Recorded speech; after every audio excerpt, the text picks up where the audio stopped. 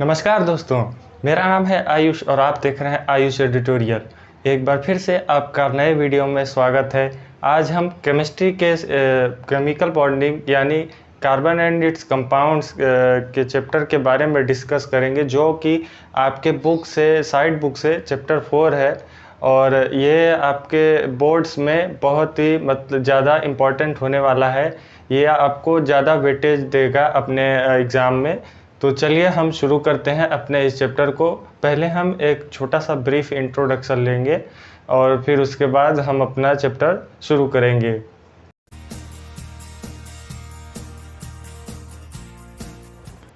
तो चलिए शुरू करते हैं। चैप्टर को शुरू करने से पहले हम जान लेते हैं कि इस चैप्टर में आखिर हमको पढ़ना क्या है। इस चैप्टर का ओवरव्यू ले लेते हैं, जिससे कि हमें पढ़ने में आसानी होगी और कौन कौन से टॉपिक इम्पोर्टेंट होंगे ये भी मैं आपको बीच बीच में बताता रहूँगा और कुछ क्वेश्चंस भी कराते रहेंगे, जिससे कि आपकी प्रैक्टिस बनी रहे।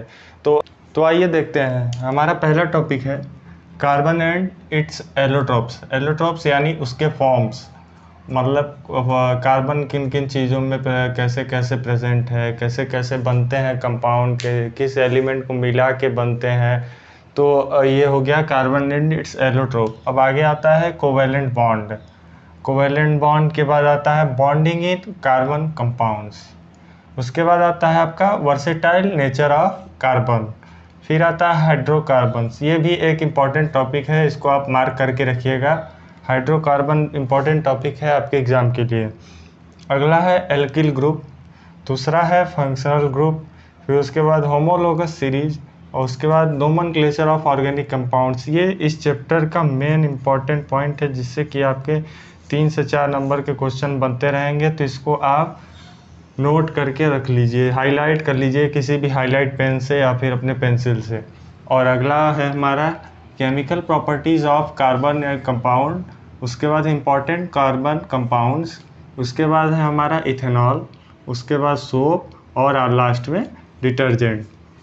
तो ये सारे इम्पॉर्टेंट टॉपिक्स हैं, या फिर कह सकते हैं इस चैप्टर में यही सारे टॉपिक्स ही हैं, जिससे कि आपके क्वेश्चंस बनते हैं और आपको इन्हीं के बारे में पढ़ना है। तो चलिए एक ब्रीफ इंट्रोडक्शन के साथ शुरू करते हैं हम अपने इस चैप्टर को।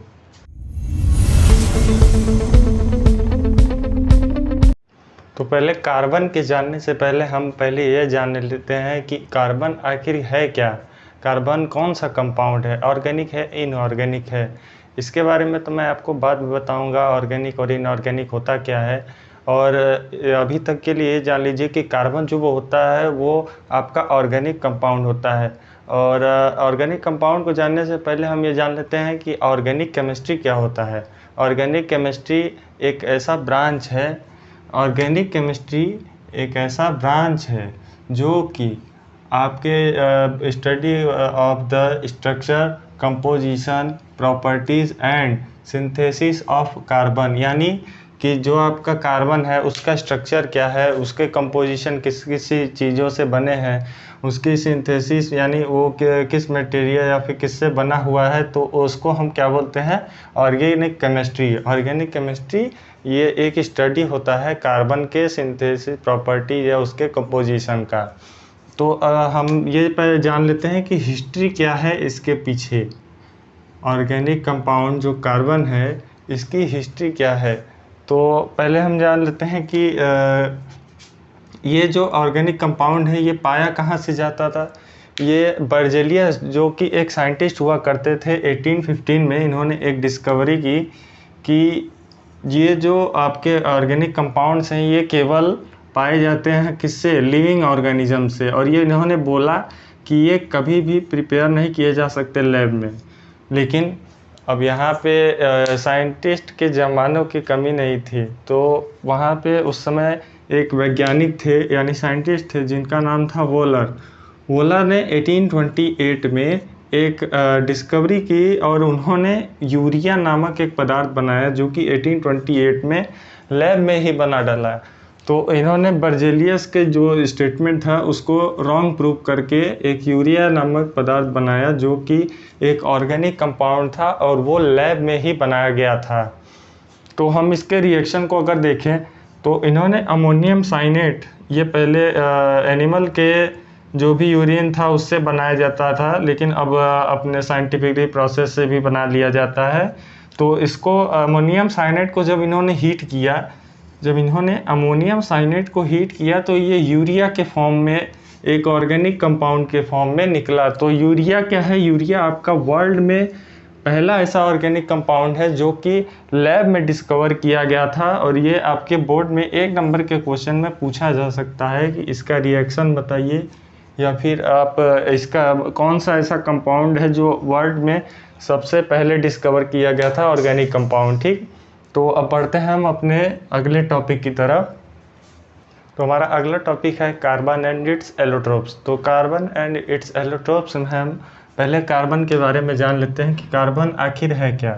कार्बन यानी जिसका सिंबल सी है, इसको सी से रिप्रेजेंट किया जाता है। आप अपने पीरियोडिक टेबल में जाके देख सकते हैं कि कार्बन को सी से रिप्रेजेंट किया जाता है, और ये आपको ये देखने को मिलेगा पीरियोडिक क्लासिफिकेशन ऑफ एलिमेंट्स में।